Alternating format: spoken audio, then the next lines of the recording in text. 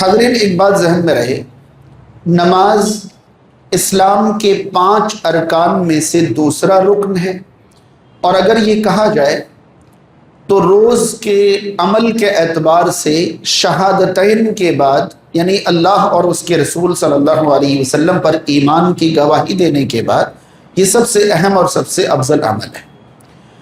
اگر نماز کی اہمیت پر خطبہ دیا جائے، کئی خطبے ہو جائیں گے۔ اگر نماز کی شرائط پر خطبہ دیا جائے، کئی خطبے ہو جائیں گے۔ اگر نماز کے مسائل پر خطبے دیے جائیں، کئی خطبے ہو جائیں گے۔ آج نہ ہی نماز کی اہمیت پر خطبہ مقصود ہے، نہ ہی شرائط پر، نہ ہی مسائل پر، بلکہ آج خطبہ صرف طریقہ نماز پر، اور نماز کہتے ہیں تکبیر تحریمہ سے لے کر سلام پھیرنے تک کو، یعنی اس سے پہلے کی ساری چیزیں جو ہیں وہ الگ مسائل ہیں، اس کے بعد کی جو چیزیں ہیں وہ الگ مسائل ہیں، اور نماز کے طریقے کے علاوہ جو مسائل ہیں وہ الگ مسائل ہیں۔ صرف طریقہ نماز تکبیر تحریمہ سے سلام تک انشاءاللہ آج بات کی جائے گی۔ حاضرین، قرآن مجید سورہ بقرہ آیت نمبر 238 اور 239 آج کی باتیں سمجھنے سے پہلے ذہن میں رہنی چاہیے۔ اللہ تعالیٰ یہ فرماتا ہے، حافظوا علی الصلوات والصلاۃ الوسطی، نمازوں کی حفاظت کرو، خاص کر درمیانی نماز کی۔ درمیانی نماز کے بارے میں اکثر دلیلیں عصر کی ہیں، بعض دلائل فجر اور ظہر کی بھی ہیں۔ کل ملا کر نمازوں کی اہمیت اپنی جگہ، مگر بعض نماز ایسی ہے جس کی اہمیت اور نماز سے زیادہ بھی ہے۔ نمازوں کی حفاظت کرو، خاص کر درمیانی نماز کی۔ وقوموا للہ قانتین، اور اللہ کے لیے فرما بردار بن کر کھڑے ہو جاؤ، قانت بن کر کھڑے ہو جاؤ۔ یہ قانت کو سمجھیے، عبادت کے دوران آپ دیکھیں گے کہ نماز کی طرح 2 عبادتیں اور ہیں جس میں نماز کی طرح کچھ اشتراک ہے، یعنی کہ سیم چیز۔ جیسے ہم نماز کو اگر کہیں کہ یہ کون سی قسم کی عبادت ہے، تو آپ کہیں گے کہ یہ جسمانی عبادت ہے، کیونکہ نماز جسم کے ذریعے ادا کی جاتی ہے۔ مگر یہ قولی عبادت بھی ہے، جس میں ہم زبان سے بہت ساری چیزیں پڑھتے بھی ہیں، تو نماز جسمانی بھی ہے اور قولی بھی ہے۔ اگر ایسی 2 اور عبادت کا آپ سامنے رکھ کر اس جملے کو سمجھنا چاہیں تو آپ سمجھیں کہ ایک جسمانی عبادت صوم ہے، روزہ، ٹھیک ہے، وہ ہم جسم سے ادا کرتے ہیں۔ جسمانی عبادت صوم ہے، روزہ، اس میں ہم بول سکتے ہیں، ادھر ادھر حرکت کر سکتے ہیں، مگر کھا پی نہیں سکتے۔ کھانے پینے کی پابندی کا نام روزہ ہے، مگر زبان سے ہم بول سکتے ہیں، ادھر ادھر آنا جانا کر سکتے ہیں جسمانی عبادت کی حالت میں، جو کہ روزہ ہے۔ ایسی ایک اور عبادت جسمانی اور قولی دونوں مل کر ہے، مالی بھی ملا ہوا ہے، وہ حج ہے۔ آپ حج میں کھا بھی سکتے ہیں، پی بھی سکتے ہیں، وہ جسمانی عبادت ہے۔ مگر نماز جسمانی اور قولی عبادت اتنی اہم ہے کہ اس میں جب تک آپ نماز ادا کر رہے ہیں تب تک نہ آپ ادھر ادھر دیکھ سکتے ہیں، نہ آپ اپنی جگہ سے ہل سکتے ہیں، نہ آپ کچھ بول سکتے ہیں، نہ کھا پی سکتے ہیں، کوئی بھی جائز عمل بھی نہیں کر سکتے جب تک آپ حالت نماز میں۔ تو اس عبادت کی اس قدر اہمیت ہے کہ جب آپ یہ عبادت کریں تو قانت بن کر کھڑے ہو جائیں، قانت فرما بردار بن کر کھڑے ہو جائیں، یعنی کہ اللہ نے آپ کی زندگی میں جو چیزیں جائز رکھی ہیں وہ بھی تھوڑی دیر کے لیے بھول جائیں اور صرف نماز کے لیے کھڑے جائیں۔ اس دوران آپ کو نماز کی ادائیگی کے علاوہ کچھ اور جائز کام بھی نہیں کرنا ہے۔ قوموا للہ قانتین، چنانچہ نماز میں آپ بول بھی نہیں سکتے، ہل بھی نہیں سکتے، ادھر ادھر دیکھ بھی نہیں سکتے، وغیرہ وغیرہ۔ اس کے بعد اللہ تعالیٰ نے فرمایا فَإِنْ خِفْتُمْ فَرِجَالًا أَوْ رُكْبَانًا۔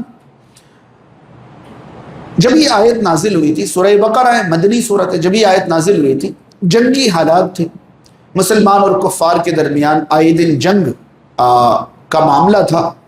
اللہ تعالیٰ نے مسئلہ بتایا کہ نماز تمہارے اوپر فرض کر دی گئی، نمازوں کی حفاظت کرو، مگر اگر کبھی خوف کی حالت میں تمہارا معاملہ پہنچ جائے، فَإِنْ خِفْتُمْ، اگر تم حالت خوف میں آ جاؤ، اور یہاں خوف سے مراد عام خوف نہیں، جان جانے کا خوف، یہ جنگ کی حالت کی بات چل رہی ہے، اگر تمہیں جان جانے کا خوف ہو جائے، حالت خوف میں آ جاؤ، فَرِجَالًا اور رُكْبَانًا، تو پیروں پر یا سواریوں پر نماز ادا کر لو، فَإِذَا أَمِنْتُمْ، مگر جب امن حاصل ہو جائے، یعنی جان جانے کا خوف ختم ہو جائے، جنگ کے حالات ختم ہو جائے، امن حاصل ہو جائے، فَاذْكُرُوا اللَّهَ كَمَا عَلَّمَكُمْ، تو اللہ کو اس طرح یاد کرو جس طرح تمہیں اللہ نے سکھایا۔ یہ محسوس کرانا تھا مقصد۔ جب حالت امن میں، ہم سب حالت امن میں ہیں یا حالت خوف میں؟ امن میں، الحمدللہ، اللہ تعالیٰ پوری دنیا میں امن و امان قائم فرمائے، جہاں خوف کے حالات ہیں وہاں ختم فرما دے۔ ہم حالت امن میں، تو حالت امن میں ہمیں نماز کی ادائیگی اس طریقے پر کرنی ہے جس طریقے پر ہمیں اللہ تعالیٰ نے سکھایا ہے، اور اللہ تعالیٰ نے فرمایا مَا لَمْ تَكُونُوا تَعْلَمُونَ، جبکہ تم ادائیگی صلاۃ کو نہیں جانتے تھے، کیسے نماز ادا کرنی یہ تمہیں معلوم نہیں تھی۔ ایک بات یہ اچھی طرح جان لیں کہ نماز کیسے ادا کرنی ہے یہ اللہ تعالیٰ نے قرآن میں تو نہیں سکھایا، نماز کیسے ادا کرنی ہے یہ اللہ تعالیٰ نے رسول اللہ صلی اللہ علیہ وسلم کے ذریعے سے سکھایا ہے۔ اس کا مطلب یہ ہوا کہ آپ صلی اللہ علیہ وسلم دین کے نام پر جو بھی سکھائیں وہ ان کی طرف سے نہیں بلکہ اللہ کی طرف سے ہوتا ہے۔ رسول اللہ صلی اللہ علیہ وسلم نے جو طریقہ نماز سکھائی ہے اسے اللہ تعالیٰ نے یہ فرمایا کہ اللہ نے یہ سکھایا ہے، اللہ کی تعلیم کے بغیر رسول کریم صلی اللہ علیہ وسلم کچھ بھی نہیں سکھاتے تھے۔ بات سمجھ میں آئی جو میں کہنا چاہتا تھا؟ نمازوں کی حفاظت کرو کا ایک مطلب ہے نمازیں قائم کرو، ایک مطلب ہے وقت کی پابندی کے ساتھ قائم کرو، اور ایک مطلب ہے اس طریقے سے قائم کرو جو طریقہ کس نے سکھایا؟ اللہ تعالیٰ نے رسول اللہ صلی اللہ علیہ وسلم کے ذریعے سکھایا۔ تو ہم نمازوں کی ادائیگی میں اگر ان تین میں سے کوئی بھی کمی کریں تو حافظوا علی الصلوات پر عمل نہیں ہوگا۔ اگر کوئی نماز ادا ہی نہیں کرتا ہے تو وہ نمازوں کی حفاظت کرنے والا نہیں ہے۔ اگر کوئی نمازوں کی ادائیگی وقت کی پابندی کے ساتھ نہیں کرتا تو اس کی حفاظت میں بھی کمی ہے، اور اگر کوئی نماز ادا بھی کرتا ہے، وقت کی پابندی بھی کرتا ہے، مگر طریقے کا خیال نہیں رکھتا ہے تو اس کی نماز بھی محفوظ نہیں ہے، وہ بھی اپنی نماز کی حفاظت نہیں کر رہا ہے۔ آئیے سمجھیں، نمازوں کی حفاظت کے لیے ہمیں باوضو ہو کر پاک جگہ پر نماز کا وقت ہونے کے بعد قبلہ کی طرف رخ کر کے ہم نماز کے لیے تیار کھڑے، سطر چھپا ہوا ہے، وضو کر لیا ہے، جسم پاک ہے، جگہ پاک ہے، سب کچھ ہے، نماز کا ٹائم ہو چکا ہے۔ اب ہمیں نماز شروع کرنی ہے۔ یاد رہے، نماز شروع کرنے کے لیے تکبیر کہتے ہیں، اور تکبیر کا سب سے آسان معنی اللہ اکبر کہنا۔ تکبیر کا اصل معنی ہے بڑائی بیان کرنا، اور اللہ کی بڑائی بیان کرنے کا آسان جملہ جو ہے وہ کیا ہے؟ اللہ اکبر۔ تو ہم نماز شروع کرنے کے لیے اللہ اکبر کہتے ہیں۔ یہ اللہ اکبر جو سب سے پہلے کہتے ہیں، سب سے پہلی بار جو اللہ اکبر کہتے ہیں، اس اللہ اکبر سے ہمارے اوپر حلال چیزیں کیا ہو جاتی ہیں؟ حرام ہو جاتی ہیں۔ اسی لیے اس تکبیر کو تکبیر تحریمہ کہتے ہیں۔ تحریمہ کا مطلب ہوتا ہے حرام کرنے والی تکبیر، اور یہ تکبیر تحریمہ کیوں ہے؟ کیونکہ اس تکبیر سے حلال چیزیں ہمارے اوپر حرام ہو جاتی ہیں۔ تو جیسے ہم نماز شروع کرنے کا ارادہ کریں گے تو ہم ایک تکبیر کہیں گے، اللہ اکبر کہیں گے، اور اس تکبیر کا نام کیا ہے؟ تکبیر تحریمہ، یعنی حرام کرنے والی تکبیر۔ اس تکبیر کے ساتھ ہم اپنے دونوں ہاتھ بھی اٹھائیں گے، ہم دونوں ہاتھ بھی اٹھائیں گے۔ اب ہمیں پریشان ہونے کی بالکل ضرورت نہیں ہے کہ پہلے تکبیر کہیں پھر ہاتھ اٹھائیں، یا پہلے ہاتھ اٹھائیں پھر تکبیر کہیں، یا دونوں ساتھ ساتھ میں کریں۔ شریعت نے ہمیں جس بات کا پابند نہیں بنایا ہے، ہم اپنی طرف سے کسی کو ایسی بات کی پابندی نہیں کرا سکتے۔ شریعت نے بس یہ کہا ہے کہ آپ کو اللہ اکبر کہنا ہے، دونوں ہاتھ اٹھانا ہے، دونوں ساتھ میں کر لیں، یا پہلے ہاتھ اٹھا کر بعد میں تکبیر کہہ لیں، یا پہلے تکبیر کہہ کے بعد میں ہاتھ اٹھا لیں، کوئی حرج نہیں ہے۔ اللہ اکبر کہتے ہوئے دونوں ہاتھ اٹھانا ہے۔ دونوں ہاتھوں کی کیفیت یہ ہوگی کہ ہماری دونوں ہتھیلیوں کا باطن، اسے ہتھیلیوں کا باطن کہتے ہیں، دونوں ہتھیلیوں کا باطن قبلہ کی طرف ہوگا، دونوں ہتھیلیوں کا باطن قبلہ کی طرف ہوگا، انگلیاں بالکل نارمل حالت میں ہوں گی، نہ بہت زیادہ بند اور نہ بہت زیادہ کھلی ہوئی، نارمل حالت میں ہوں گی، اور ہم اور آپ اپنے ان دونوں ہاتھوں کو کندھوں یا کانوں تک اٹھائیں گے، کندھوں یا کانوں تک اٹھائیں گے۔ بعض علماء نے دونوں حدیثوں کو ایک ساتھ عمل کرنے کا طریقہ بتاتے ہوئے یہ کہا ہے کہ آپ دونوں ہاتھ ایسے اٹھائیں کہ آپ کی ہتھیلی کندھوں تک ہو اور انگلیاں کانوں کے برابر، ایک ساتھ دونوں حدیثوں پر عمل ہو جائے گا۔ مگر کانوں کو چھونے کی کوئی بات کہیں حدیث میں ہے نہیں، اس طرح کر کے ہاتھ باندھنے کی کوئی حدیث کہیں نہیں ہے۔ یاد رہے نماز میں اس طرح دونوں ہاتھ اٹھانے کو رفع الیدین کہتے ہیں، نماز میں اس طرح دونوں ہاتھوں کو اٹھانے کو رفع الیدین یا رفع یدین کہتے ہیں۔ رفع کا معنی اٹھانا اور ید کا معنی ہاتھ، یدین کا معنی دو ہاتھ۔ رفع یدین کا مطلب دو ہاتھ اٹھانا، اور یہ کام ہمیں نماز میں 4 مقامات پر کرنے، 4 مرتبہ نہیں، 4 مقامات پر، 4 جگہوں پر ہمیں رفع یدین کرنا ہے۔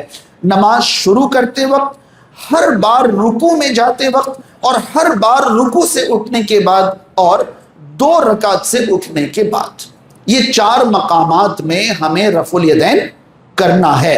اب یہ 4 مقامات میں جتنی بار ہو جائے کوئی مسئلہ نہیں۔ یاد رہے صحابہ کرام نے کبھی کبھار دونوں سجدوں کے بیچ میں ہاتھ اٹھا دیا، اللہ کے نبی صلی اللہ علیہ وسلم نے اس سے منع کر دیا۔ بعض صحابہ کرام کو لگا کہ ہاتھ اٹھانا شاید جتنی بار اٹھک بیٹھک کریں اتنی بار، کچھ صحابہ نے ہر اٹھک بیٹھک میں ہاتھ اٹھائے، اللہ کے نبی صلی اللہ علیہ وسلم نے اس سے منع کر دیا۔ صحیح بخاری، صحیح مسلم وغیرہ کی مشہور ترین حدیث ہے کہ نبی کریم صلی اللہ علیہ وسلم نماز شروع کرتے وقت، رکوع میں جاتے وقت، رکوع سے اٹھتے وقت اور 2 رکعت سے اٹھنے کے بعد رفع یدین کرتے تھے، اور سجدوں کے بیچ میں رفع یدین نہیں کرتے تھے۔ یہ صحیح بخاری کی حدیث ہے باب الاذان وغیرہ کے اندر۔ تو یہ بات سمجھ میں آ گئی۔ رفع یدین کرتے ہوئے ہم میں سے بہت سارے ساتھی کیا کرتے ہیں، ایسے بالکل بے دلی سے ایسے، یہ ہاتھ اٹھانے کا طریقہ نہیں ہے، اور بعض کا ہاتھ بالکل پیٹ اور سینے تک ایسے کر کے یہیں تک اٹھاتے ہیں۔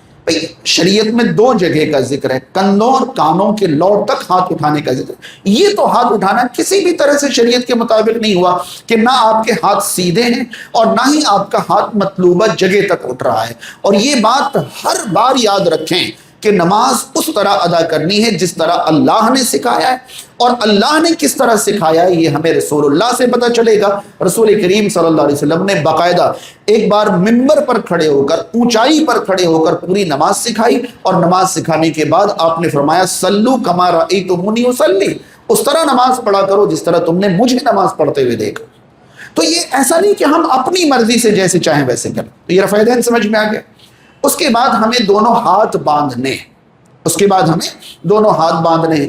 یاد رہے ہاتھ باندھنے کو عام طور پر ہمارے سماج میں نیت باندھنا کہتے ہیں۔ مجھے نہیں پتا نیت باندھنا کیوں کہتے ہیں، نیت باندھی نہیں جا سکتے، نیت تو کری جاتی ہے، اور وہ نماز شروع کرنے سے پہلے ہمارے دل میں نیت ہوتی ہے کہ ہم کون سی نماز ادا کر رہے ہیں اور کون سی قسم کی نماز ادا کریں۔ جیسے ظہر، عصر، مغرب کون سی نماز پڑھ رہے ہیں، پھر ظہر، عصر، مغرب کی ہم سنتیں پڑھ رہے ہیں یا فرض پڑھ رہے ہیں، یہ 2 چیزیں ہمارے دل میں نیت کے طور پر ہوتی ہے، وہ نیت ہے۔ نیت باندھیں گے کیسے؟ ہاتھ باندھے جاتے ہیں۔ نیت کئی بار آپ نے دیکھا ہوگا کہ فلاں کو بلا کے لاؤ، ارے انہوں نے تو نیت باندھ لی، تو نیت نہیں باندھی جاتی۔ کیا باندھا جاتا ہے؟ ہاتھ باندھا جاتا ہے۔ تو نماز شروع کرنے کے لیے اللہ اکبر کہیں گے، تکبیر تحریمہ، دونوں ہاتھ اٹھائیں گے، ہتھیلیاں قبلے کی طرف، انگلیاں کھلی ہوئی کندھوں اور کانوں کے لو تک، اور اس کے بعد دونوں ہاتھوں کو باندھیں گے۔ دونوں ہاتھوں کو باندھنے کے بارے میں ایک بات پوری امت میں متفق علیہ اور ایک بات پر اختلاف ہے۔ متفق علیہ یہ ہے کہ داہنے ہاتھ کو بائیں ہاتھ پر رکھیں گے، اس پر کوئی اختلاف نہیں ہے، ٹھیک، اور داہنے ہاتھ کو بائیں ہاتھ کی کلائی پر رکھیں گے، اس پر بھی کوئی اختلاف نہیں ہے، مگر جسم کے کس حصے پر رکھیں گے اس پر اختلاف ہے، اور یہاں اختلاف بیان کرنا میرا مقصد نہیں ہے۔ دلائل کے اعتبار سے سب سے مضبوط بات جو سمجھ میں آتی ہے وہ سینے پر ہاتھ باندھنے کی سمجھ میں آتی ہے، مگر اچھی طرح یاد رہے کہ سینہ شریعت کے اعتبار سے گلے کے نیچے کے حصے سے لے کر ناف کے اوپر کے تمام حصے کو شریعت کے اعتبار سے کیا کہتے ہیں؟ سینہ کہتے ہیں۔ جیسے قرآن مجید میں فصلی لربک ونحر میں نحر کرنے کا جو لفظ ہے، تو اس بارے میں مطلب یہ نکالا گیا ہے کہ جس طرح قربانی کے جانور کو نحر کرتے ہیں وہ گلے کے تھوڑا نیچے کرتے ہیں، تو بعض آپ دیکھیں گے کہ امام شافعی رحمہ اللہ اور ان کے متعلقین جو ہے سینے پر ہاتھ باندھنے کے قائل تو ہیں مگر بالکل گلے کے قریب، اور بعض آپ دیکھیں گے کہ سینے پر ہاتھ باندھنے کے قائل تو ہیں مگر ناف کے اوپر، ناف کے ٹھیک اوپر، اور اس کو سینے پر ہاتھ باندھنا کہتے ہیں۔ نبی کریم صلی اللہ علیہ وسلم کا آپ کی زندگی میں کم سے کم 2 بار یا اس سے زیادہ سینہ چیرا گیا تھا اور دل کو صاف کیا گیا تھا، ہے معلوم سب کو۔ اب آپ ان حدیثوں پر دیکھیں تو وہاں لکھا یہ ہے کہ سینہ چیرا گیا تھا، مگر سینہ تو چیرا ہی نہیں جا سکتا۔ آپ دیکھیں سینے میں تو ہڈی ہے، کیسے چیر دیں گے سینے کو؟ چیرا گیا ناف کے اوپر سے سینے کے نیچے کے حصے کو، مگر اسے کہا کیا گیا؟ سینہ۔ تو اسی لیے علماء یہ کہتے ہیں کہ ناف کے اوپر سے لے کر گلے کے نیچے تک کا سارا حصہ صدر بولا جا سکتا ہے، سینہ بولا جا سکتا ہے۔ لہذا کوئی بہت اوپر ہاتھ باندھا ہوا ہو تو پریشان ہونے کی ضرورت نہیں ہے، کوئی ناف کے اوپر ہاتھ باندھا ہوا ہو تو پریشان ہونے کی ضرورت نہیں ہے، کوئی درمیان میں باندھا ہوا ہو تو پریشان ہونے کی ضرورت نہیں ہے، کیونکہ یہ سارا ایریا جو ہے، سارا علاقہ صدر کہلا سکتا ہے۔ اور جو قابل قبول روایتیں ہیں وہ صدر کے بارے میں ہیں، سینے کے بارے میں۔ لہذا اللہ اکبر کہہ کر تکبیر تحریمہ کے بعد دونوں ہاتھوں کو اٹھا کر ہم صدر پر، سینے پر باندھ لیں گے، اور سینہ ناف کے اوپر سے لے کر گلے کے نیچے تک کا پورا حصہ کیا ہے؟ سینہ ہے۔ داہنے ہاتھ کو بائیں ہاتھ کے اوپر رکھیں گے۔ بائیں ہاتھ کے اوپر رکھنے کے 3 طریقے شریعت سے ثابت ہیں۔ ایک طریقہ کلائی کو کلائی پر رکھنے کا، یہ جو جوڑ ہے اس جوڑ کو اس جوڑ پر، کلائی کو کلائی پر رکھنے کا۔ ایک طریقہ ہتھیلی کو ہتھیلی پر رکھنے کا، یہ طریقہ بھی بالکل شریعت سے ثابت ہے۔ اور ایک طریقہ ہے گز کو گز پر رکھنے کا۔ یاد رہے کوہنی سے لے کر بیچ کی انگلی کے سرے کو ذراع کہتے ہیں، عربی میں گز کہتے ہیں، یہ پورا گز دوسرے گز پر رکھ جائے۔ کچھ لوگ ایسے کر کے ہاتھ باندھ لیتے ہیں، یہ تو گز سے باہر نکل گیا، یہ بھی گز سے باہر نکل گیا، یہ طریقہ درست نہیں ہے۔ اگر آپ گز کو گز پر رکھیں تو لازم ہے کہ آپ کی کوہنی دوسری بیچ والی انگلی کے سرے پر ہو اور یہ بیچ والی انگلی دوسری کوہنی کے سرے پر ہو۔ بس سمجھ میں آ رہی ہے؟ یہ ہے ذراع پر رکھنا، ایسے بھی نہیں، یہ بالکل آپ کے دونوں ہاتھ ذرا سے کوہنی سے باہر آ گئے، اس طرح بالکل بھی نہیں کر سکتے، صرف رکھنا ہے۔ ہاں بعض علماء کہتے ہیں کہ کوہنی سے کلائی ہتھیلی تک کے درمیان کہیں بھی آپ ہاتھ رکھ سکتے ہیں۔ ابو داؤد وغیرہ کی حدیث کہ نبی کریم صلی اللہ علیہ وسلم نے کف یعنی کہ ہتھیلی پر، کلائی پر اور ذراع پر ہر جگہ ہاتھ رکھے، یعنی ایسے ہاتھ رکھے کہ ہر جگہ چلے گئے، تو آپ ان میں سے کہیں بھی ہاتھ رکھ سکتے ہیں اور صدر پر آپ کو ہاتھ باندھ لینا ہے، ٹھیک ہے۔ اس کے بعد آپ کریں گے کیا؟ دعائے استفتاح پڑھیں گے۔ دعائے استفتاح عام طور پر دعائے ثنا مشہور ہو گیا، وہ دعائے ثنا نہیں ہے، وہ دعائے استفتاح۔ کئی دعائیں ثابت ہیں، ان میں سے کوئی ایک پڑھ لیں۔ اگر آپ اکیلے نماز پڑھ رہے ہیں تو وہ ساری پڑھ لیں، اگر آپ جماعت سے پڑھ رہے ہیں تو جو مختصر ہے وہ پڑھیں، سبحانک اللہم یا اللہم باعد بینی، اور بھی کئی ثابت ہیں۔ پھر اعوذ باللہ من الشیطان الرجیم پڑھیں، بسم اللہ الرحمن الرحیم پڑھیں، مکمل سورہ فاتحہ پڑھیں، اور قرآن مجید میں سے جو میسر ہو، جہاں سے آپ کو آسان لگے وہاں سے پڑھ لیں۔ کم سے کم 3 آیت پڑھنے کی بات جو کہی جاتی ہے وہ اس لیے کہی جاتی ہے کیونکہ قرآن کی سب سے چھوٹی سورت 3 آیت کی ہے۔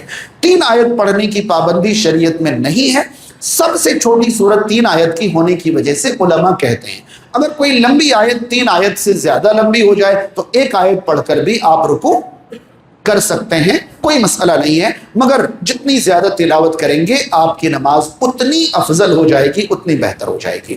یہ آپ نے کر لیا۔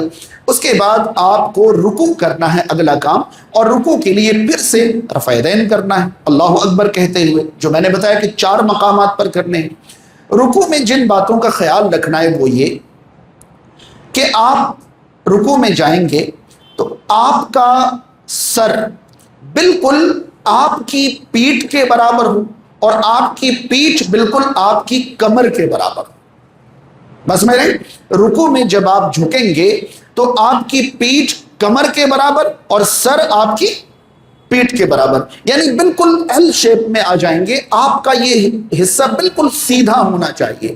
اور اچھی طرح یاد رہے کہ نبی کریم صلی اللہ علیہ وسلم نے سختی اور پابندی کے ساتھ یہ فرمایا ہے کہ رکوع اور سجدے میں جو پیٹھ سیدھی نہ کرے ان کی نماز ہی نہیں ہوتی.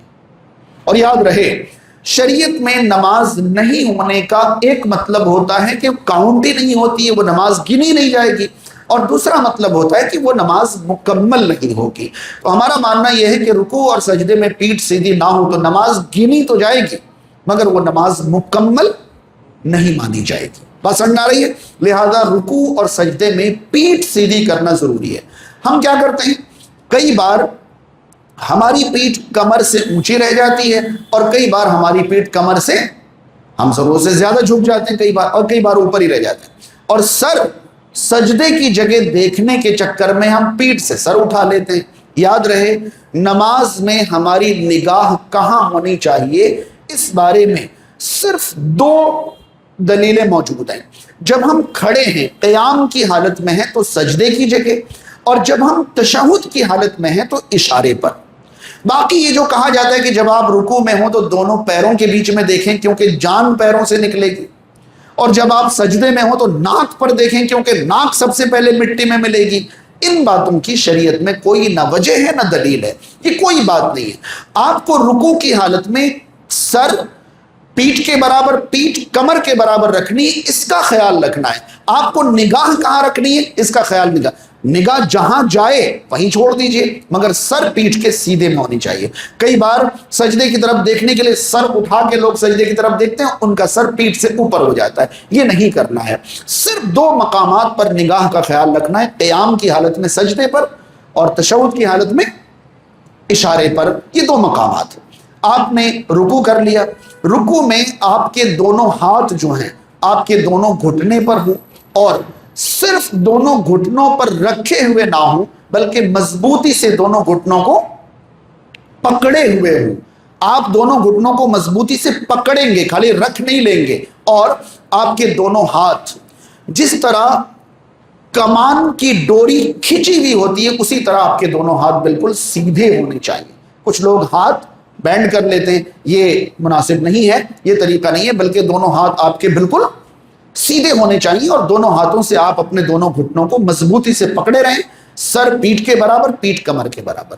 اس کے بعد رکوع کی جو تسبیحات ہیں ان میں سے کوئی بھی تسبیح، اور اگر آپ اکیلے نماز ادا کر رہے ہیں تو وہ ساری تسبیحات پڑھ سکتے ہیں، سبحان ربی العظیم، سبحان ربی العظیم، سبحان ربی العظیم وغیرہ. باقی سبح قدوس رب الملائکۃ والروح یا سبحانک اللہم ربنا وبحمدک اللہم اغفر لی وغیرہ جو بھی ثابت ہیں وہ سب آپ پڑھ سکتے ہیں. اس کے بعد آپ رکوع سے اٹھیں گے، اسے قومہ کہتے ہیں. رکوع سے اٹھنے کے بعد آپ دونوں ہاتھ اسی طرح اٹھائیں گے جس طرح نماز شروع کرتے وقت اٹھایا تھا. سمع اللہ لمن حمیدہ کہتے ہوئے آپ اٹھیں گے، چاہے امام ہو یا مقتدی. تھوڑا سا اختلاف ہے مگر آج میں آپ کو اختلاف میں ڈالنے نہیں بلکہ جو خلاصہ ہے وہ پہچانے کے لیے کھڑا ہوا ہوں. آپ رکوع سے اٹھتے ہوئے مقتدی ہیں تب بھی سمع اللہ لمن حمیدہ بھی کہیے، ربنا ولک الحمد حمدا کثیرا طیبا مبارکا فیہ بھی کہیے. اس کے بعد آپ سجدے میں جائیں گے. سجدے میں جاتے ہوئے دھیان رہے کہ سجدے میں آپ کو جن باتوں کا خیال رکھنا ہے ان میں سے پہلی بات یہ ہے کہ آپ 7 اعضاء پر سجدے کریں گے. کتنے؟ 7 اعضاء پر. آپ کی پیشانی ناک سمیت ایک عضو مانا گیا. آپ کی پیشانی ناک سمیت زمین پر لگی ہونی چاہیے، آپ کی دونوں ہتھیلی زمین پر ہونی چاہیے، آپ کے دونوں گھٹنے زمین پر ہونے چاہیے، اور آپ کے دونوں قدم پیچھے سے دونوں قدم زمین پر ہونے چاہیے. آپ کے دونوں قدم انگلیوں سمیت زمین پر ہونے چاہیے. کوشش کریں کہ انگلیاں قبلے کی طرف مڑی ہوئی ہوں اور دونوں قدموں کو آپس میں ملا کر رکھیں. یہ زیادہ مضبوط بات ہے، اگرچہ اس بارے میں اختلاف ہے اور قدموں کو الگ رکھنے کی بات بھی کہی گئی ہے مگر ملا کر رکھنے کی بات زیادہ مضبوط مانی جاتی ہے.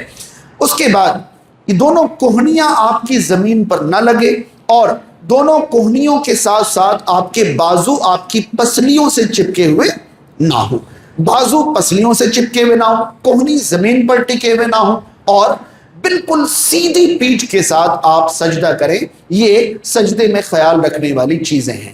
सजदे में पीठ सीधी हो, इसके लिए ज़रूरी है कि आप थोड़ी दूर सजदा करें। बहुत करीब में अगर आप अपने घुटनों के करीब में सर रख लेंगे तो आपकी पीठ सीधी नहीं होगी, और बहुत दूर चले जाएंगे तो फिर आपका सजदा मुनासिब नहीं होगा। दरमियानी दूरी पर आप सजदा करें ताकि आपकी पीठ सीधी हो जाए। याद रहे, जब आप सजदा कर रहे हैं और जमात की नमाज में सफ के दरमियान खड़े हैं तो आपको कोहनी फैलाने या बाजुओं को पसली से अलग रखने की जरूरत नहीं है। आप अपने साथी नमाजी के लिए आसानी करते हुए जितना रख सकें। ऐसा नहीं कि आप धड़ाम से सजदे में चले गए और हाथ फैलाकर आपने सजदा कर लिया और दोनों तरफ के नमाजियों को सजदे की भी जगह नहीं है। ये आप जब तन्हा नमाज अदा करेंगे तब आपको ख्याल रखना है कि आपके बाजू पसलियों से और आपकी कोहनियां जमीन पर लगी हुई ना हो। सजदे की तस्बीहात पढ़ें, और अगर आपको सजदे की तस्बीहात के बाद फर्द नमाज में मौका मिल जाता है तो कोई भी मसनून दुआ अरबी जबान में पढ़ सकते हैं। और अगर आपकी तन्हा नमाज है तो सजदे की तस्बीहात के बाद जितनी देर आप अरबी में दुआ करना चाहें कर सकते हैं, अगर आपकी तन्हा नमाज है तो। और अगर फर्द नमाज है तब भी आप दुआ कर सकते हैं जितनी देर इमाम आपको मौका दे दे। थोड़ा सा इख्तलाफ होने के बावजूद सही बात यह है कि नमाज में अरबी जबान के अलावा नहीं चलेगी। अगर आपको लगता है कि मुझे किसी चीज़ की ज़रूरत है, अरबी नहीं आती है, आप रब्बना आतिना फिद दुनिया हसना पढ़िए कि अल्लाह हमें दुनिया में भी अच्छाई अता फरमा, आखिरत में भी अच्छाई अता फरमा। इससे मुकम्मल दुआ कोई हो ही नहीं सकती। रब्बना आतिना फिद दुनिया हसना व फिल आखिरति हसना व क़िना अज़ाबन्नार। और जो भी आपको चाहिए आप उसको दिल में रखिए। अल्लाह ताला तो दिल के ख्यालात को भी जानता है। ज़रूरत क्या है अरबी बनाने की और जुमला बनाने की। हाँ, उर्दू ज़बान में या किसी और ज़बान में नमाज में दुआ ना हो या अरबी के अलावा नमाज में कोई और ज़बान इस्तेमाल ना करें, यही बात ज़्यादा मजबूत है। सजदे के बाद आप उठेंगे अल्लाह अकबर कहकर और थोड़ी देर बैठकर दूसरा सजदा करेंगे। ये थोड़ी देर बैठने को जलसा कहते हैं। थोड़ी देर बैठने को जलसा कहते हैं। जलसा में बैठने के दो तरीके हैं। एक तरीका तशहुद की तरह है कि आप अपने दाहिने पैर को खड़ा कर लें इस तरह कि दाहिने पैर की उंगलियां किबले की तरफ मुड़ी हुई हों और पैर सीधा खड़ा हो और बाएं पैर पर आप बैठ जाएं। एक तरीका ये है। दूसरा तरीका ये कि दोनों पैर खड़े रखें, इसको इक़ा कहते हैं। हमारे यहाँ इस पर अमल नहीं है, शायद अजीब लगे, मगर जामे तिर्मिज़ी में हदीस मौजूद है और बिल्कुल सही तरीका है कि आप दोनों सजदों के दरमियान अगर दूसरे पैर पे नहीं बैठना चाहें, दोनों पैर खड़े ही रखना चाहें तो आराम से रख सकते हैं। दलील मौजूद है, उसको इक़ा कहते हैं। अल इक़ा वल क़दमैन, दोनों कदम पर बैठना, बिल्कुल आराम से वो करिए या फिर एक पैर बिछाकर बैठिए। ये दोनों तरीके हैं। दोनों सजदों के दरमियान बैठने को जलसा कहते हैं। इसमें रब्बिग़फ़िरली पढ़ने के अलावा अल्लाहुम्मग़फ़िरली वरहमनी वहदिनी वआफ़िनी वरज़ुक़नी, बाज़ में वरफ़क़नी, बाज़ में वजबुरनी का इजाफा भी है। ये दुआ आप पढ़ सकते हैं। दोबारा सजदा उसी तरह से करेंगे। उसके बाद एक रकात आपकी नमाज मुकम्मल हो गई। जब आप पहली रकात के बाद और तीसरी रकात के बाद उठेंगे, याद रहे जिन रकातों में अत्तहियात नहीं है उन रकातों से जब आप उठेंगे तो उठने से पहले अत्तहियात की तरह इतनी देर बैठकर उठेंगे कि आपकी सारी हड्डियां अपनी अपनी जगह पहुंच जाएं। इसको जलसे इस्तिराहत कहते हैं। यानी पहली रकात मुकम्मल करने के बाद आप खट से खड़े नहीं हो जाएंगे, बल्कि आप पहली रकात के बाद उठेंगे, उठकर अत्तहियात की तरह इतनी देर बैठेंगे कि आपकी सारी हड्डियां मुतमईन हो जाएं, अपनी जगह पहुंच जाएं। फिर आप दोनों हाथों को जमीन पर टेक कर उठेंगे। बाज़ उलमा ने इन हदीसों को यह कहकर रद्द कर दिया है कि रसूलुल्लाह सल्लल्लाहु अलैहि वसल्लम ने उम्र के आखिरी हिस्से में कमजोरी की वजह से ऐसा किया था। याद रहे, अगर कमजोरी की वजह से आपने ऐसा किया होता तो बाकायदा आपने उम्मत को बताया होता कि ये मेरी कमजोरी की वजह से मैंने किया, तुम्हें ऐसा नहीं करना है। बाकायदा सहाबा कराम ने जब नमाज की रिवायत की है तो इसे रिवायत किया है कि रसूलुल्लाह सल्लल्लाहु अलैहि वसल्लम इस तरह पहली और तीसरी रकात के बाद उठते थे। इसे जलसा इस्तिराहत कहते हैं और इसमें दोनों हाथ जमीन पर टेक कर उठना है। जमीन पर दोनों हाथ कैसे टेकना है इस बारे में भी थोड़ा इख्तलाफ है। खुली मुट्ठी या बंद मुट्ठी, इस इख्तलाफ में ना पड़े। असल चीज है जमीन पर टेक कर उठना है, जैसे आपको आसानी लगे। ज्यादा बेहतर यही कि खुली मुट्ठी से ही आप जमीन पर टेक लगाकर उठें, ये ज्यादा मुनासिब है। एक रकात आपकी हो गई। दूसरी रकात में ख्याल ये रखना है कि जब आप दूसरी रकात के लिए खड़े हुए हैं तो रफ़ यदैन नहीं करना है। 2 रकात के बाद जब आप उठेंगे तब रफ़े देन करना है। आप सीधा हाथ बांध लें और औज़ु बिल्लाहि मिनश शैतानिर रजीम ना पढ़ें, सिर्फ बिस्मिल्लाहिर रहमानिर रहीम पढ़ें, सूरह फातिहा पढ़ें, कोई सूरत पढ़ें, उसके बाद फिर रुकू और सजदे करके अत्तहियात में बैठ जाएं। ये आपकी 2 रकात वाली नमाज का तरीका होगा। याद रहे, आप इमाम हैं, मुक्तदी हैं, तन्हा हैं, जमात में, जैसे भी हैं, आपको अपनी नमाज की हर रकात में सूरह फातिहा ज़रूर पढ़ना है। ये इख्तलाफी मसला है, जिनको समझना है वो आराम से बैठ कर समझ सकते हैं, लेकिन मजबूत तरीन मसला यही है कि आपको हर हाल में नमाज की हर रकात में सूरह फातिहा ज़रूर पढ़नी है। अगर सिर्री नमाज है ज़ोहर और असर की, तो आपको मुक्तदी की हालत में भी पहली और दूसरी रकात में सूरह फातिहा के साथ सूरत भी पढ़नी है और आखिरी 2 रकातों में सिर्फ सूरह फातिहा पढ़नी है।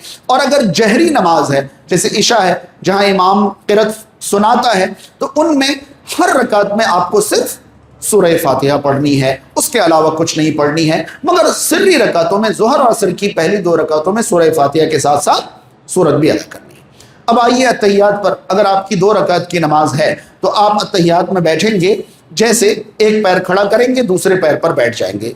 पहला पैर खड़ा करते हुए आपकी उंगलियां बिल्कुल किबले की तरफ मुड़ी हुई हों। आमतौर पर लोग दोनों पैर बिछाकर बैठ जाते हैं, शरीयत में इसकी कोई इजाजत हमें तो कहीं नहीं मिली। बाज़ लोगों को लगता है कि इसमें बड़ी तकलीफ होती है, कुछ दिन बचपन से हमने प्रैक्टिस नहीं करी होती है, अब अचानक आके पुख्ता हड्डी को मोड़ने की कोशिश करते हैं, इसलिए परेशानी होती है। फिर भी कुछ दिन अगर आप करेंगे तो धीरे धीरे इंशाअल्लाह आपके पैर बिल्कुल खड़े हो जाएंगे। आपको एक मजे की बात बताऊं, नमाज में अत्तहियात में सबसे अच्छा पैर किनका खड़ा होता है, ये अगर आप फर्क देखेंगे तो आप पाएंगे जो बच्चे बचपन से मदरसा पढ़े हुए हैं उनके पैर सबसे अच्छे खड़े होते हैं, क्योंकि उनको मदारिस में बचपन ही से उनके पैर खड़ा करना सिखा दिया जाता है, तो उनके पैर बहुत अच्छी तरह से खड़े हो जाते हैं। आप इसकी प्रैक्टिस करें, कदम खड़े करें, दोनों पैर बिछा कर नहीं बैठना, एक पैर खड़ा करना है, उंगलियां किबले की तरफ मोड़कर, दाहिना पैर। बाएं पैर में आप बैठ गए, उसके बाद आपको अपने दोनों हाथों को या तो दोनों घुटनों पर रखना है या दोनों रानों पर, दोनों दलीलें मौजूद है, दोनों घुटनों पर या दोनों रानों पर। फिर आपकी जो दाहिने हाथ की उंगलियां हैं, इन उंगलियों के साथ करना यह है कि आपको अपने दाहिने हाथ की बीच की उंगली से इब्हाम यानी सबसे मोटी उंगली को मिलाकर राउंड बना लेना है, जीरो टाइप हल्का बना लेना है। ये हल्का बन गया, हल्का बना लेना है। बाद की दोनों उंगलियों को इस बीच की उंगली की तरह मोड़ लेना है, और जो ये उंगली है जिसको आमतौर पर लोग शहादत की उंगली कहते हैं, जबकि ये सब्बाबा है। क्या है ये? सब्बाबा। शरीयत में इसका नाम सब्बाबा है, और यही हम कंफ्यूज हो जाते हैं। शहादत की उंगली समझते हैं इसलिए शहादत पे उठा देते हैं, जबकि ये शहादत की उंगली है ऐसा शरीयत में कहीं है ही नहीं, ये सब्बाबा है। और ये सुनकर तो आपको बड़ी हैरानी होगी कि सब्बाबा शरीयत में इसका नाम रखा है, और सब्बाबा का माना होता है गाली देने वाला, डांटने वाला, डपटने वाला, बुरा भला कहने वाला। समझ रहे? यानी कि ये धमकी देने वाली उंगली है, शहादत की उंगली नहीं है। धमकी देने वाली कैसी? आपने नॉर्मल समाज में लड़ाइयां देखी हैं, जब लोग एक दूसरे से लड़ते हैं और एक दूसरे को धमकी देते हैं तो कौन सी उंगली का इस्तेमाल करते हैं? हाँ, बस गलत पंगा ले रहे हो, दिखा दूंगा, बता दूंगा, यही उंगली इशारा करते हैं ना। कभी आपने किसी को देखा है गलत पंगा ले रहे हो, दिखा दूंगा, बता दूंगा, या कोई भी नहीं, ऐसे करके दिखा दूंगा, जी नहीं, धमकी। इससे ये सबो शतम वाली, ये बुरा भला कहने वाली, ये डांटने डपटने वाली उंगली है। और नमाज में सब्बाबा के जरिए हम शैतान को सबो शतम करते हैं। ये सब्बाबा के जरिए हम शैतान को डांटते डपटते हैं। बाकायदा सुनन नसई की हदीस है कि ये सब्बाबा का इशारा शैतान पर लोहे के हथियार से ज्यादा भारी। बात समझ रहे? तो पहले ये समझिए, ये शहादत है ही नहीं। ये कौन सी उंगली?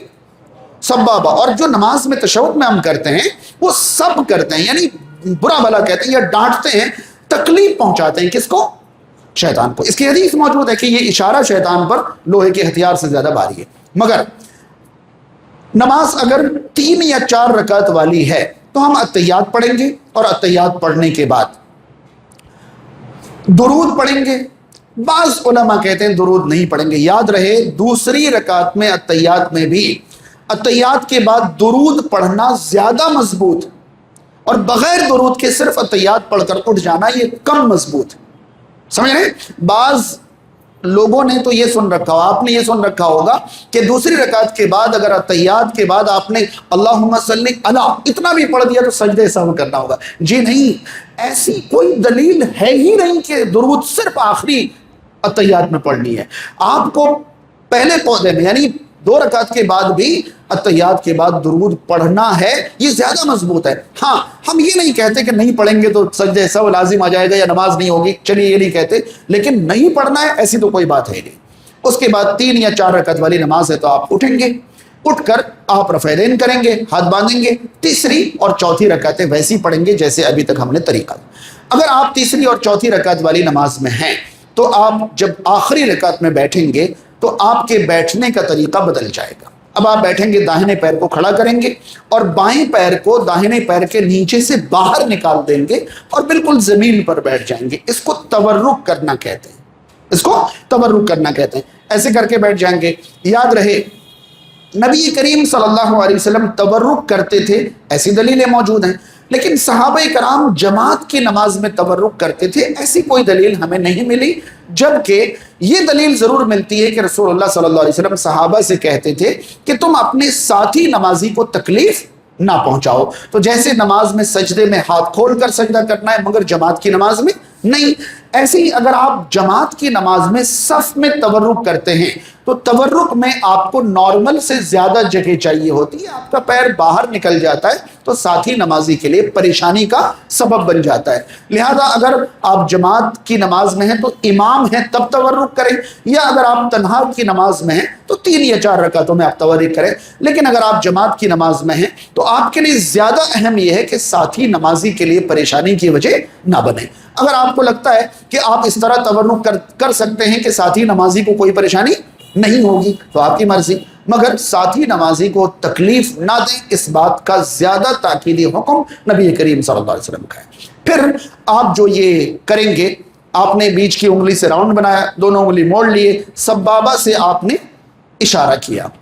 ہمارے یہاں اشارہ کے بارے میں 2 غلط فہمیاں ہیں جس کو میں کئی بار سمجھا چکا ہوں، اس سے پہلے بھی میں نے خطبہ دیا ہے، آج بھی میں سمجھا رہا ہوں. دراصل ہم لوگ اشارہ اور حرکت میں فرق نہیں کرتے، اشارہ اور حرکت میں فرق نہیں کرتے. اتحیات میں انگلی سے اشارہ کی دلیل بھی ہے اور انگلی کو حرکت دینے کی دلیل بھی ہے، مگر جو اشارہ ہے وہ حرکت نہیں ہے اور جو حرکت ہے وہ اشارہ نہیں ہے. ٹھیک، اس طرح سمجھیے کہ انگلی کا اشارہ جو ہے تشہد سے تعلق رکھتا ہے، یعنی جب آپ اتحیات میں بیٹھیں گے تب سے لے کر سلام پھیرنے تک آپ انگلی کا اشارہ کریں گے. اشارہ کا تعلق اتحیات سے ہے، تشہد سے ہے، شروع سے اخیر تک. اور حرکت کا تعلق دعاؤں سے، حرکت کا تعلق دعاؤں سے. یاد رہے صحیح بخاری، صحیح مسلم، ابو داؤد، ترمذی، ہر کتاب میں آپ کو یہ حدیث ملے گی کہ جب نبی کریم صلی اللہ علیہ وسلم اتحیات میں بیٹھتے تو اپنی بیچ کی انگلی کو بیچ کی انگلی کو ابہام کے ساتھ ملا کر حلقہ بناتے اور سبابہ سے اشارہ کرتے. اشارہ کا مطلب ایک طرف انگلی کرنا ہوتا ہے، اشارہ کا مطلب حرکت کرنا نہیں. آپ خود سوچئے کہ کسی چیز کی طرف اگر میں اشارہ کروں گا تو کیسے کروں گا اشارہ؟ بھائی یہ بورڈ ہے، یہ گھڑی ہے، یہ پنکھا ہے، یہ فلاں ہے، تو انگلی تو ایک جیسی رہے گی نا، خالی میں ایک طرف پوائنٹ کر دوں گا، یہی تو اشارہ ہے. یا ایسے کر کے کہوں گا کہ یہ فلاں ہے، یہ فلاں ہے، ایسے، یہ تو اشارہ نہیں ہوا. تو اشارہ تو انگلی کو ایک طرف کر دینا، ایک طرف پوائنٹ کرنا، یہ کیا ہوتا ہے؟ تو آپ کو نماز میں اشارہ جو ہے تشہد کی شروعات سے اخیر تک کرنا ہے. مگر جب آپ اتحیات پڑھ لیں، جب آپ درود پڑھ لیں، پھر دعا کرنے لگیں تو دعا کرتے ہوئے آپ کو اپنی انگلی حرکت دینی ہے، وہ بھی اس طرح کہ کسی کو کوئی الجھن یا پریشانی یا نماز میں کسی بھی طرح کی تکلیف نہ ہو. کیونکہ یاد رہے کہ نماز میں ساتھی نمازیوں کو تکلیف نہیں دینے کا حکم سب سے تاکیدی ہے. بات سمجھ میں آ رہی ہے؟ اتنی تیز حرکت، ہمیں لگتا ہے کہ یہ حرکت شیطان پر بھاری ہے. جی نہیں، سنن نسائی میں جو حدیث ہے یہ اشارہ شیطان پر بھاری کیا ہے؟ یہ اشارہ ہی بھاری ہے. اگر یہ حرکت بھاری ہوتی تو انگلی سے کیوں کرتے؟ پھر اچھی طرح گھونسے مارتے، فائٹ مارتے نا. پھر ہم کئی بار ایسے ہی سمجھ نہیں پاتے. حج کے موقع پر جمرات کو کنکری مارنے کا حکم ہے. پتہ نہیں کسی نے کہہ دیا ہم شیطان کو مار رہے ہیں، بس دماغ میں آ گیا کہ جب شیطان کو مارے تو کنکری کیوں مارے، پتھر مارے پورا پورا. بھائی رسول کریم صلی اللہ علیہ وسلم نے کنکری مارنے کا حکم دیا، اور کنکری اسے کہتے ہیں جسے آپ پتھر نہیں کہہ سکتے. تو کنکری مارنا ہے نا، بس کوئی جوتا مار رہا ہے، کوئی چپل مار رہا ہے، بس چلے تو انسان کو بھی اٹھا کے پھینک دیں، یہ تو تصور ہی نہیں ہے. اسی طرح ہم یہاں نماز میں سمجھتے ہیں کہ شیطان کو اتنا مارو کہ ابھی مر جائے. یہ حرکت کر کے شیطان کو نہیں مارنا، یہ حرکت دعا کے لیے. سنن نسائی کی حدیث ہے، اللہ کے نبی صلی اللہ علیہ وسلم اتحیات میں بیٹھتے، تشہد میں آپ اشارہ کرتے اور حرکت دیتے ہوئے دعا فرماتے تھے. حرکت دیتے ہوئے جب آپ دعا کرتے تھے تو حرکت دیتے، بہت معمولی حرکت ہو، دعا میں ہو. اس کے بعد ہم داہنی طرف السلام علیکم ورحمۃ اللہ کہہ کر، بائیں طرف السلام علیکم ورحمۃ اللہ کہہ کر سلام پھیر دیں گے. یہ ہماری 2 3 یا 4 رکعت نمازیں مکمل ہو گئی. یہ نماز کی بس کیفیت ہے، بس طریقہ ہے. اللہ تعالی ہمیں کئی بھی ان باتوں پر عمل کی توفیق عطا فرمائے. اللہ تعالی ہمیں اللہ کے سکھائے ہوئے طریقے کے مطابق، رسول کریم صلی اللہ علیہ وسلم کی تعلیم کے مطابق نماز ادا کرنے کی توفیق عطا فرمائے. سماج اور معاشرے میں جو لوگ پریشان حال ہیں، اللہ تعالیٰ ان کی پریشانیاں دور فرمائے. جو بیمار ہیں اللہ تعالیٰ انہیں شفائے کاملہ عطا کرے. جو کسی بھی طرح کی دشواریوں اور تنگیوں میں، اللہ تعالیٰ ان سب کو دشواریوں سے باہر نکالے. بے روزگار کو اللہ تعالیٰ حلال رزق عطا کرے. جو دنیا سے جا چکے ہیں اللہ تعالیٰ ان کی مغفرت فرمائے. جو دنیا میں باقی ہیں اللہ تعالیٰ انہیں اللہ کی مرضی کی زندگی گزارنے کی توفیق عطا کرے. اقول قولی ھذا استغفر اللہ لی ولکم ولسائر المسلمین والحمد للہ رب العالمین.